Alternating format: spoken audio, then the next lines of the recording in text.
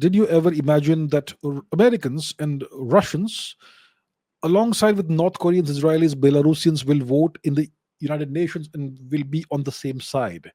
The recent UNSC voting on Ukraine Russia conflict took everyone by surprise. What should the Indian MEA, Ministry of External Affairs, do according to me? Good question. Let's take a look at the way the voting happened. Let's pull this up and let me put that on the screen. 1 second. Let's put that on the screen. So this is what happened. Yeah. So this vote for this resolution happened on the 24th of February. Today is the 1st of March. So it happened this Monday. Today is Saturday. And as you can see, a number of nations voted against this resolution, which was a resolution to condemn the Russian invasion, whole-scale invasion and occupation of Ukraine, and that sort of language was used in the resolution. So who voted against? Belarus, Burkina Faso, Burundi, Central African Republic, DPR Korea, which is North Korea, Equatorial Guinea, Eritrea, Haiti, Hungary, Israel. These are all voting against.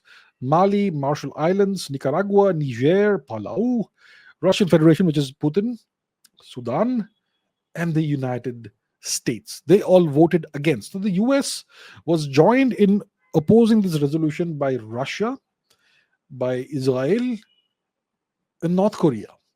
And India and China and a large number of other nations abstained. They stayed out of this matter. They said this is none of our business. Interesting, isn't it? So who would have thought, right? Like you say, that the US will side with with North Korea and Russia, along with Israel and Belarus, etc., in the United Nations. Interesting, isn't it? One could not have imagined this during the Biden presidency, but this is the Trump presidency, and Trump wants to end the war and move forward.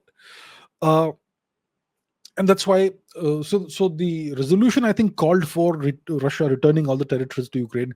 Obviously, that's not going to happen, right? Trump wants to end the war. He wants to end the war the way it is right, the way the situation is right now.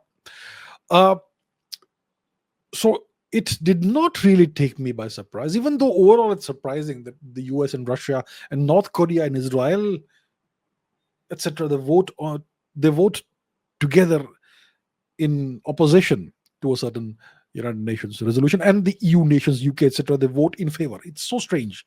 But yeah, overall it's not surprising, but from a historical perspective, it's something that's really unusual. It's because Trump wants to end the war, and he knows the only way to end the war is to give Putin the territorial gains he has already acquired. He's not going to give it up. We all know he's not going to give it up. He can actually take more if he wants, if he feels like. But he probably only wants the Russian-speaking regions, and he will have a bunch of other demands, which most likely Trump will accept. So it's a victory for Russia. That's essentially what it is. Now, the last part of the question is, what should the Indian Ministry of External Affairs do? Nothing. We have been on the right side of diplomacy. We have been doing the right things. I must genuinely, truly commend India's position on this matter the past 3 years. India has taken all the right decisions, made all the right choices. India is going to end up on the right side of history when it comes to this.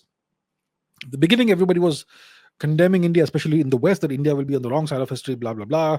But look, had India participated in the sanctions against Russia, what would we look like today?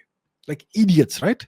So everything we have done is right. The Ministry of External Affairs is right to abstain in these votes. This is none of our business. We don't want to take sides in this. We urge peace. We call upon everybody to end the war, to have a ceasefire as soon as possible. We want peace again, and that's what we have been consistently saying since the 22nd of February 2022.